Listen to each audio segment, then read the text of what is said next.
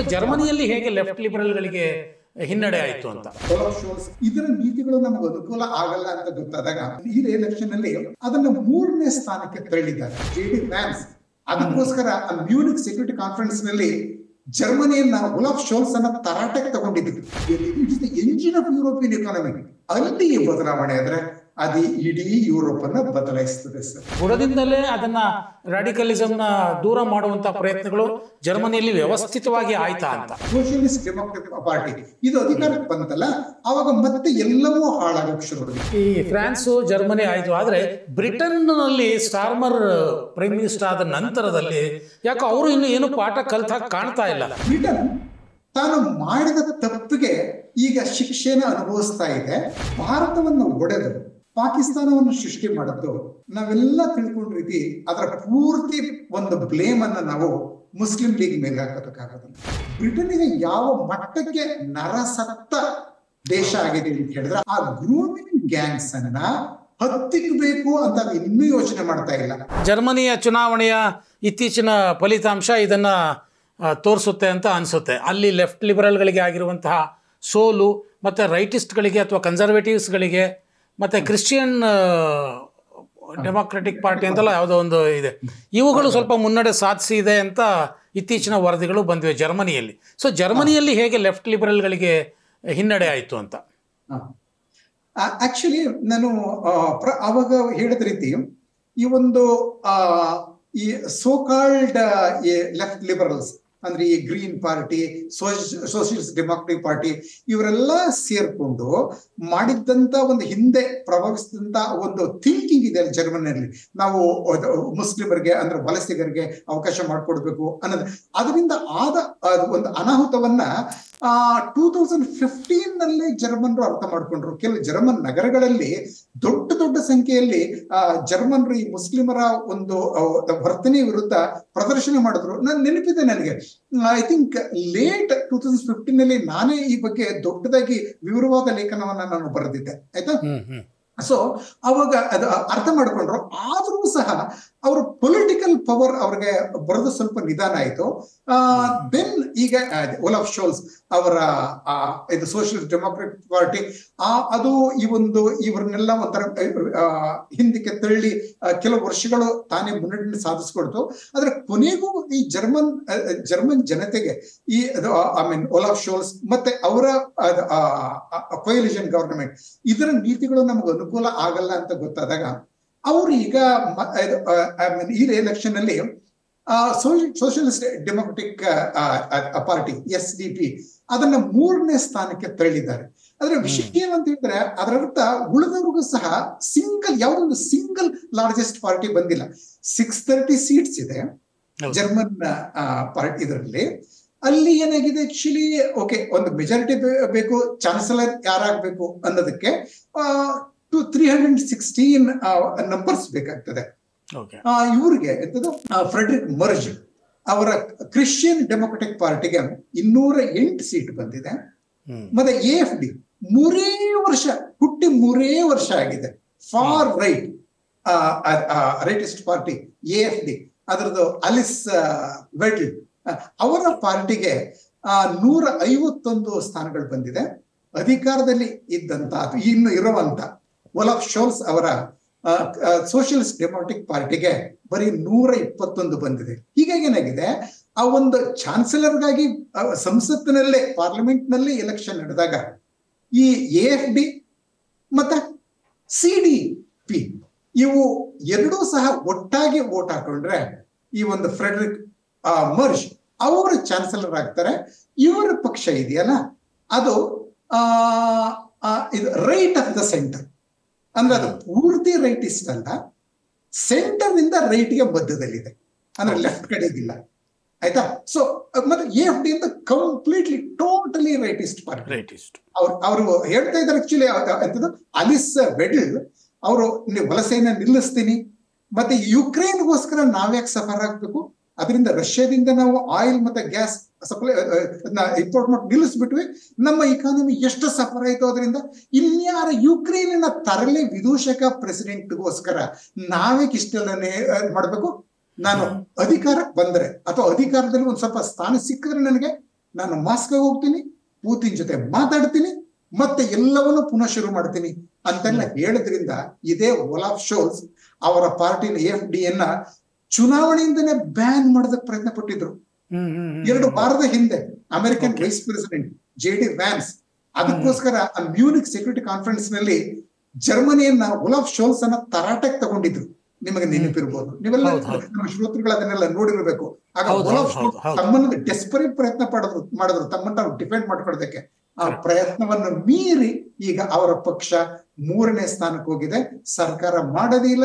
ಈಗ Christian democratic party AfD ಅದನ್ನ German ಇದ್ರಲ್ಲಿ ಬರ್ತದೆ. ಡಿ ಅಂದ್ರೆ ಡಾಯಿಶ್, ಅದು ನನ್ನ ಜರ್ಮನಿ ಅಂತ. ಜರ್ಮನ್ರು ತಮ್ಮ ದೇಶವನ್ನ ನಾವು ಇಂಡಿಯಾನ ಭಾರತ ಅಂತೀವಲ್ಲ ಒಳಗಡೆ, ಆ ರೀತಿ ನಾವು ಜರ್ಮನಿ ಅನ್ನೋ ಆ ದೇಶವನ್ನ ಅವರು ಡಾಯಿಶ್ ಲ್ಯಾಂಡ್ ಅಂತಾರೆ. ಆ ಕೊನೆಯ ಡಿ ಅನ್ನೋದು ಆ ಡಾಯಿಶ್ ಲ್ಯಾಂಡ್ ಅಂತಾನೆ ಹೇಳೋದು. ಆ AfD ಜೊತೆ ಸೇರ್ಕೊತು ಅಂತ ಹೇಳಿದ್ರೆ ಜರ್ಮನಿ ರೈಟಿಸ್ಟ್ ಕಡೆಗೆ ಟರ್ನ್ ಆಗ್ತದೆ. ಇದು ಜರ್ಮನಿ, ಅದು it is the engine of European economy. ಅಲ್ಲಿ ಬದಲಾವಣೆ ಆದ್ರೆ ಅದು ಇಡೀ ಯುರೋಪ್ ಅನ್ನ ಬದಲಾಯಿಸ್ತದೆ ಸರ್. ನಾನು ಎಲ್ಲೋ ಒಂದು ಕಡೆ ಯಾವಾಗಲೂ ಒಂದ್ಸಲಿ ಓದಿದ್ದು ಜ್ಞಾಪಕ ಸರ್. ಅಂದರೆ ಜರ್ಮನಿಯಲ್ಲಿ ಮೂಲದಲ್ಲೇ ಈ ಮುಸ್ಲಿಂ ರ್ಯಾಡಿಕಲಿಸಮನ್ನು ತೊಡೆದು ಹಾಕಬೇಕು ಅನ್ನೋ ಕಾರಣಕ್ಕೆ ಶಿಕ್ಷಣದಲ್ಲಿ ಒಂದಷ್ಟು ಪದ್ಧತಿಗಳನ್ನು, ಕಠಿಣವಾದ ಪದ್ಧತಿಗಳನ್ನು ತಂದರು. ಪೇರೆಂಟ್ಸ್ ರ್ಯಾಡಿಕಲ್ಸ್ ಆಗಿರ್ಬೋದು, ಅವರ ಮಕ್ಕಳು ಆ ದಾರಿ ತುಳಿಬಾರ್ದು ಅನ್ನೋ ಕಾರಣಕ್ಕೆ ಆ ಶಿಕ್ಷಣದಲ್ಲಿ 2-3 ದಿನ ಅವರು ಆ ಕಾಲೋನಿಗಳಿಂದ ದೂರ ಇರಬೇಕು ಮಕ್ಕಳು, ಈ ಥರದ್ದು ಏನೇನೋ ಕಾನೂನುಗಳು ತಂದರು ಅಂತ ಎಲ್ಲೋ ಓದಿದ್ದೆ. ಅಂದರೆ ಆ ಮಟ್ಟದಲ್ಲಿ ಬುಡದಿಂದಲೇ ಅದನ್ನು ರ್ಯಾಡಿಕಲಿಸಮ್ನ ದೂರ ಮಾಡುವಂಥ ಪ್ರಯತ್ನಗಳು ಜರ್ಮನಿಯಲ್ಲಿ ವ್ಯವಸ್ಥಿತವಾಗಿ ಆಯ್ತಾ ಅಂತ. ಆಕ್ಚುಲಿ 2021 ವರೆಗೆ ಅಂತ ಕಾಣ್ತದೆ. ಇದೇ ಕ್ರಿಶ್ಚಿಯನ್ ಡೆಮೊಕ್ರೆಟಿಕ್ ಪಾರ್ಟಿ ಅದೇ ಅಧಿಕಾರದಲ್ಲಿ ಇದ್ದದ್ದು. ಫೇಮಸ್ ಎಂಗೆಲಾ ಮೆರ್ಕೆಲ್, ನೆನಪಾಗುತ್ತ ಅವ್ರ ಹೆಸರು? ನಾವ್ಯಾರು ಬರೆಯಕ್ಕಾಗಲ್ಲ, ಆಯ್ತಾ? ಅವರು ಅದು ಚಾನ್ಸಲರ್ ಆಗಿದ್ದಾಗ ಈ ಒಂದು ಪ್ರಯತ್ನವನ್ನ ಅವರು ಮಾಡಿದ್ರು ನಿಜ. ಆದ್ರೆ ಮತ್ತೆ ಅವರ ಸರ್ಕಾರ ಉರುಳಿ ಬಿದ್ದು ಇದು ಒಲಾಫ್ ಶೋಲ್ಸ್ ಅವರ ಈ ಸೋಷಿಯಲಿಸ್ಟ್ ಡೆಮೊಕ್ರೆಟಿಕ್ ಪಾರ್ಟಿ ಇದು ಅಧಿಕಾರಕ್ಕೆ ಬಂತಲ್ಲ, ಅವಾಗ ಮತ್ತೆ ಎಲ್ಲವೂ ಹಾಳಾಗಕ್ಕೆ ಶುರುವಾಗಿತ್ತು. ಹೀಗಾಗಿ ಎಂಗೆಲಾ ಮೆರ್ಕೆಲ್ ಇಂತ ಒಂದು ಪ್ರಯತ್ನವನ್ನ ಮಾಡಿದ್ರು ಅವಾಗ. ಆದ್ರೆ ಇಂಥದ್ದು ಟ್ರಂಪ್ ಶುರು ಮಾಡಿದ ಒಳ್ಳೆ ಕೆಲಸಗಳನ್ನ ಬೈಡನ್ ಬಂದು ಹಾಳು ಮಾಡೋದು ನೋಡಿದ್ವಲ್ಲ ನಾವು, ಆಯ್ತಾ? ಅದೇ ಕೆಲಸ ಜರ್ಮನ್ ನಲ್ಲಿ ನಡೀತು. ಈಗ ಮತ್ತೆ ಟ್ರಂಪ್ ವಾಪಸ್ ಬಂದ ರೀತಿನಲ್ಲೇ ಈಗ ಎಂಗೆಲಾ ಮೆರ್ಕೆಲ್ ಆಗೋದಿಲ್ಲ, ಚಾನ್ಸಲರ್ ಆಗೋದಿಲ್ಲ ಅವರು, ಆಯ್ತಾ? ಬದಲಾಗಿ ಅವರದೇ ಪಕ್ಷದ ಫ್ರೆಡ್ರಿಕ್ ಮರ್ಜ್ ಅವರು ಚಾನ್ಸಲರ್ ಆಗ್ಬೋದು. ಅವರು ಮೆರ್ಕೆಲ್ ಅವರ ದಾರಿಯಲ್ಲಿ ನಡೀತಾರೆ. ಸೊ ನೋಡು. ಆದರೆ ಈ ಫ್ರಾನ್ಸು, ಜರ್ಮನಿ ಆಯಿತು. ಆದರೆ ಬ್ರಿಟನ್ನಲ್ಲಿ ಸ್ಟಾರ್ಮರ್ ಪ್ರೈಮ್ ಮಿನಿಸ್ಟರ್ ಆದ ನಂತರದಲ್ಲಿ ಯಾಕೋ ಅವರು ಇನ್ನೂ ಏನು ಪಾಠ ಕಲ್ತಾಗ ಕಾಣ್ತಾ ಇಲ್ಲ. ಇತ್ತೀಚಿನ ಕೆಲವು ಘಟನೆಗಳನ್ನು, ಬ್ರಿಟನ್ನಲ್ಲಿನ ಕೆಲವು ಘಟನೆಗಳನ್ನ ತಗೊಂಡ್ರೆ ಅವರು ಅಪರಾಧಿಗಳು ಪಾಕಿಸ್ತಾನದ ಮುಸ್ಲಿಮರು ಅಂತ ಹೇಳಲಿಕ್ಕೇ ಒಂದು ಧೈರ್ಯ ತೋರಿಸದೇ ಇರುವಂತಹ ಭಾರತದ ರಾಜಕಾರಣಿಗಳ ಥರ ಸ್ಟಾರ್ಮರ್ ಕಾಣ್ತಾರೆ. ಸೊ ಅವರು ಯಾವಾಗ ಎಚ್ಚೆತ್ಕೊಳ್ತಾರೆ ಸ್ಟಾರ್ಮರು? ಹೀಗೆ ಆದರೆ ಬ್ರಿಟನ್ನಲ್ಲಿ ಮುಸ್ಲಿಂ ಮತಾಂಧತೆಯ ಪರಿಣಾಮ ಯಾವ ಲೆವೆಲ್ಗೆ ಹೋಗಬಹುದು ಅಂತ. ಈಗಾಗಲೇ ಶರಿಯಾ ಕಾನೂನು ಬೇಕು ಅನ್ನುವಂಥ ಕೂಗು ಎಲ್ಲ ದೇಶಗಳದ್ದು ಹೆಚ್ಚಾಗಿ ಬ್ರಿಟನ್ನಲ್ಲಿ ಮತ್ತೆ ಮತ್ತೆ ಕೇಳಿ ಬರ್ತಾ ಇದೆ. ಸರ್, ನಿಮ್ಮ ಮಾತು ಸಂಪೂರ್ಣವಾಗಿ ನಿಜ. ಯಾವಾಗ ಎಚ್ಚೆತ್ಕೋಬಹುದು ಅಂತ ಹೇಳಿದ್ರೆ ಅದರ ಕಾಲ ಮೀರಿ ಹೋಗ್ತಾ ಇದೆ. ಪ್ರಪಂಚದ first nuclear major nuclear Islamic state ಅಂದ್ರೆ ನ್ಯೂಕ್ಲಿಯರ್ ಪವರ್ಗಳಲ್ಲಿ ಒಂದು ಮೇಜರ್ ಮುಸ್ಲಿಂ ನ್ಯೂಕ್ಲಿಯರ್ ಸ್ಟೇಟ್ ಆಗೋದು ಬ್ರಿಟನ್ ಅಂತ ಈಗ ಹೇಳ್ತಾರೆ. ಪಾಕಿಸ್ತಾನ ನ್ಯೂಕ್ಲಿಯರ್ ಸ್ಟೇಟ್ ಆಗಿದೆ, ಅದು ಮೇಜರ್ ಸ್ಟೇಟ್ ಅಲ್ಲ, ಮೈನರು ಅಲ್ಲ, ಅದಕ್ಕಿಂತ ಕೆಳಗೊಟ್ಟಾಗಿದೆ, ಅದು ನಿಮ್ಗೆ ಗೊತ್ತಾಗಿದೆ. ಹೀಗಾಗಿ ಬ್ರಿಟನ್ ಇಸ್ಲಾಮಿಕ್ ಸ್ಟೇಟ್ ಆಗ್ತದೆ. ಅದು ನ್ಯೂಕ್ಲಿಯರ್ ಒಪ್ಪನಿಸುವಂತ ಪ್ರಬಲ ಮುಸ್ಲಿಂ ರಾಷ್ಟ್ರಗಳಲ್ಲಿ ಮೊದಲನೇದು ಅಂತ. ಅಮೆರಿಕದ ಉಪಾಧ್ಯಕ್ಷ JD ವ್ಯಾನ್ಸ್ ಇದೇ ಮಾತನ್ನು ಹೇಳಿದ್ರು. ಎಕ್ಸಾಕ್ಟ್ಲಿ ಸರ್, ಸರಿಯಾಗಿ ನೆನಪಿಸಿದ್ರಿ ನೀವು, ಒಳ್ಳೇದು ಹೇಳಿದ್ರು. ಆಕ್ಚುಲಿ ಇದು ಅರ್ಥ ಆಗ್ತಾ ಇಲ್ಲ ನೋಡಿ.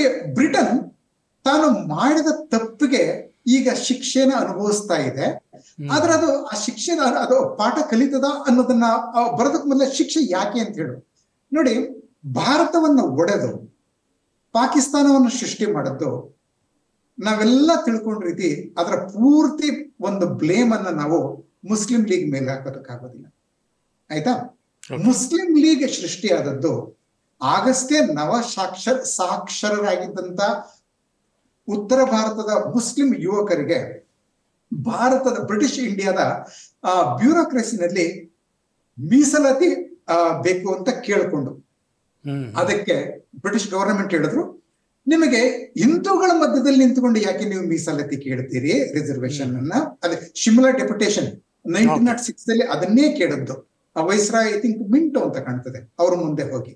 ಆಗ ಬ್ರಿಟಿಷ್ ಗವರ್ನಮೆಂಟ್ ಹೇಳಿದ್ದು, ನೀವು ಹಿಂದೂಗಳ ಜೊತೆಲಿ ಬರೀ ಮೀಸಲಾತಿನೇ ಕೇಳ್ಕೊಂಡು ಯಾಕೆ ಬದುಕೋಕ್ ಪ್ರಯತ್ನ ಪಡ್ತೀರಿ, ನಿಮಗೆ ಒಂದು ಬೇರೆ ದೇಶ ಕೊಟ್ಬಿಡ್ತೀವಿ, ನೀವೇ ಎಲ್ಲವೂ ಅಲ್ಲೇ, ನೀವು ಯಾವ ರಿಸರ್ವೇಶನ್ ಎಲ್ಲವೂ ಪೂರ್ತಿ ನಿಮಗೆ 100% ನಿಮಗೆ, ಇಲ್ಲಿದ್ಕೊಂಡು ಯಾಕೆ ನೀವು ಹಿಂದೂಗಳ ಜೊತೆ ಗುದ್ದಾಡ್ತೀರಿ ಅಂತ ಆ ಒಂದು ಪಾಕಿಸ್ತಾನದ ಆಮಿಷ ಅಂತಾನೆ ಕರೆಕ್ಟ್ ಕೆಲವು ಪದಗಳನ್ನ ಆಮಿಷ ಓಕೆ ತಿದ್ಕೋತೀನಿ.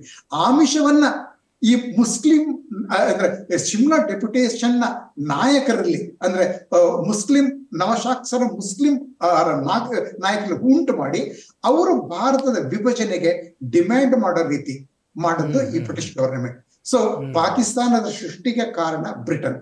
ಓಕೆ, ಅದರ ಸ್ಟ್ರಾಟಜಿಕ್ ಇಂಟ್ರೆಸ್ಟ್ ಬೇರೆ ಇತ್ತು ರಷ್ಯಾ ವಿರುದ್ಧ, ಅದು ಇಲ್ಲಿ ಬೇಡ, ಅದು ಇನ್ನು ಮತ್ತೊಮ್ಮೆ ಸಂದರ್ಭ ಬಂದಾಗ ವಿವರವಾಗಿ ಮಾತಾಡೋಣ. ಅದು ನಾನು ಏನ್ ಹೇಳ್ತಾ ಇದ್ದೀನಿ ಅಂದ್ರೆ, ಭಾರತವನ್ನು ಒಡೆದದ್ದು Britain. Number 1 culprit Britain. Okay, Muslim League ಅಲ್ಲ, ಅದು ಬ್ರಿಟನ್ ತಾಳಕ್ಕೆ ತಕ್ಕಂತೆ ಕುಣಿತು ಅಷ್ಟೇ. ಕರೆಕ್ಟ್. ಆಗ ಹೊಡೆದಾಗ ಏನಾಯ್ತು, ಆ ಮುಸ್ಲಿಮರ ಒಂದು ಹಿತೈಷಿ ಬ್ರಿಟನ್ ಅನ್ನೋ ಒಂದು ಭಾವನೆ ಪ್ರಪಂಚದ ಎಲ್ಲಾ ಕಡೆ ಬಂತು. ಆಗ ಮುಸ್ಲಿಮರು ದೊಡ್ಡ ಸಂಖ್ಯೆಯಲ್ಲಿ ಬ್ರಿಟನ್ಗೆ ವಲಸೆ ಹೋಗಕ್ಕೆ ಶುರು ಮಾಡಿದ್ರು. ಆಗ ಆ ಒಂದು ಇದನ್ನ ಮೇಂಟೈನ್ ಮಾಡ್ಕೋಬೇಕಾಗಿತ್ತು ಬ್ರಿಟನ್ ಈ ಒಂದು ಒಂದು ಹೆಸರನ್ನ. ಆವಾಗ ಏನಾಯ್ತು, ಮುಸ್ಲಿಮರನ್ನ ಬಿಡ್ಲಿಲ್ಲ. ಪಾಕಿಸ್ತಾನಿಯರು ಮತ್ತೆ ಈ ಪಾಕ್ ಆಕ್ಯುಪೈಡ್ ಕಾಶ್ಮೀರ್ ಇದೆಯಲ್ಲ, ಅಲ್ಲಿಂದ ಮುಸ್ಲಿಮರು ದೊಡ್ಡ ಸಂಖ್ಯೆಯಲ್ಲಿ ಬ್ರಿಟನ್ಗೆ ಹೋಗಿ ನೆಲೆಸಿದ್ರು. ಬರ್ಮಿಂಗ್ಹ್ಯಾಮ್ ಮತ್ತೆ ಲೆಸ್ಟರ್ ಇಲ್ಲೆಲ್ಲ ಅವ್ರದೇ ದೊಡ್ಡ ಕಾಲೋನಿಗಳಾಗೋದು. ಇವನ್ ಒಬ್ಬ POK ಮುಸ್ಲಿಂ ವಲಸಿಗ ಲಂಡನ್ ಮೇಯರ್ ಸಹ ಆಗಿದ್ದ. ಇದೆಲ್ಲ ಆಯ್ತಾ ಆಗಿದ್ದ. ಮತ್ತೆ ಆಕ್ಚುಲಿ 2 ವರ್ಷದಿಂದ ಲೆಸ್ಟರ್ ನಲ್ಲಿ ಮುಸ್ಲಿಮರು ಎಂತ ಹಿಂದೂಗಳ ವಿರುದ್ಧ ಏನ್ ಗಲಾಟೆ ಮಾಡಿದ್ರು ಅದನ್ನೆಲ್ಲ ನಾವು ನೋಡಿದ್ವಿ. ಕೊನೆಗೆ ಆ ವ್ಯವಸ್ಥೆ ಅವ್ರನ್ನ ಸಪೋರ್ಟ್ ಮಾಡೋದ್ರಿಂದ ಮುಸ್ಲಿಮರು ಯಾವ ಮಟ್ಟಕ್ಕೆ ಬಂದಿದ್ದಾರೆ ಅಂತ ಹೇಳಿದ್ರೆ, ಗ್ರೂಮಿಂಗ್ ಗ್ಯಾಂಗ್ಸ್ ಅನ್ನೋದನ್ನ ನಾವು ನೋಡ್ತಾ ಇದ್ದೀವಿ. ಅವರು ಬ್ರಿಟಿಷ್ ಹೆಣ್ಣು ಮಕ್ಕಳನ್ನ, ಪುಟ್ಟ ಪುಟ್ಟ ಹುಡುಗಿಯರನ್ನು ಸಹ ಅವರು ಕೆಟ್ಟ ದೃಷ್ಟಿಯಿಂದ ನೋಡ್ತಾರೆ, ಕೆಟ್ಟ ದೃಷ್ಟಿಯಿಂದ ಕೆಟ್ಟದಾಗಿ ಅವ್ರ ಜೊತೆ ವರ್ತಿಸ್ತಾರೆ ಅನ್ನೋ ದೊಡ್ಡ ದೊಡ್ಡ ರಿಪೋರ್ಟ್ ನಾವು ನೋಡ್ತಾ ಇದ್ದೀವಿ. ಬ್ರಿಟನ್ಗೆ ಯಾವ ಮಟ್ಟಕ್ಕೆ ನರಸತ್ತ ದೇಶ ಆಗಿದೆ ಅಂತ ಹೇಳಿದ್ರೆ, ಆ ಜನಾಂಗ ಆಗಿದೆ ಅಂತ ಹೇಳಿದ್ರೆ, ಆ ಗ್ರೂಮಿಂಗ್ ಗ್ಯಾಂಗ್ಸ್ ಅನ್ನ ಹತ್ತಿಕ್ಬೇಕು ಅಂತ ಅದು ಇನ್ನೂ ಯೋಚನೆ ಮಾಡ್ತಾ ಇಲ್ಲ. ಅದನ್ನ ಆಕ್ಚುಲಿ ಗ್ರೂಮಿಂಗ್ ಗ್ಯಾಂಗ್ಸ್ ಅಲ್ಲ, ಅದು ರೇಪಿಸ್ಟ್ ಗ್ಯಾಂಗ್ಸ್ ಅಂತ JD ವ್ಯಾನ್ಸೆ ಅವರು ಹೇಳಿದ್ರು. ಇದನ್ನ ತಡಿಲಿಲ್ಲ ಅಂತ ಹೇಳಿದ್ರೆ, ನೀವು ಹೇಳಿದ್ರಲ್ಲ ಸರ್ ನಾವು ಪ್ರಾರಂಭದಲ್ಲಿ, ಅದೇ ರೀತಿ ಬ್ರಿಟನ್ ಒಂದು ಕಾಲದಲ್ಲಿ ಇನ್ನೊಂದು ಕೆಲವೇ ದಿನಗಳಲ್ಲಿ ಮುಸ್ಲಿಂ ಸ್ಟೇಟ್ ಆಗ್ತದೆ. ನಾವು ಕೆಲವು 10 ವರ್ಷಗಳನ್ನ ಹೇಳ್ತಾ ಇದ್ವಿ, ಇನ್ನು 10 ವರ್ಷದಲ್ಲಿ ಬ್ರಿಟಿಷ್ ಕ್ರಿಕೆಟ್ ಟೀಮ್ ನಲ್ಲಿ ಮುಸ್ಲಿಮರೇ ಇರ್ತಾರೆ ಅಂತ ಕೇಳ್ತಾ ಇದ್ವಿ ಕ್ಯಾಪ್ಟನ್ ಆಗಿದ್ದಾಗ. ಈಗ ಕ್ರಿಕೆಟ್ ಟೀಮ್ ಒಂದೇ ಯಾಕೆ, ಗವರ್ನಮೆಂಟ್ ಅದೇ ಈ ಒಂದು ಇದರಿಂದ ಬ್ರಿಟನ್ ಹೊರಗೆ ಬರಲಿಲ್ಲ, ತಿದ್ಕೊಳ್ಳಿಲ್ಲ ಅಂತ ಹೇಳಿದ್ರೆ ಬ್ರಿಟಿಷರಿಗೆ ಅಂದ್ರೆ ಆಂಗ್ಲೋ ಸ್ಯಾಕ್ಸನರಿಗೆ ಉಳಿಸ್ಕೊಳ್ಳೋದಕ್ಕೆ ತಮ್ಮ ದೇಶ ಅನ್ನೋದೇ ಇರೋದಿಲ್ಲ, ಅವ್ರು ಬೇರೆ ಕಡೆ ವಲಸೆ ಹೋಗ್ಬೇಕಾಗ್ತದೆ.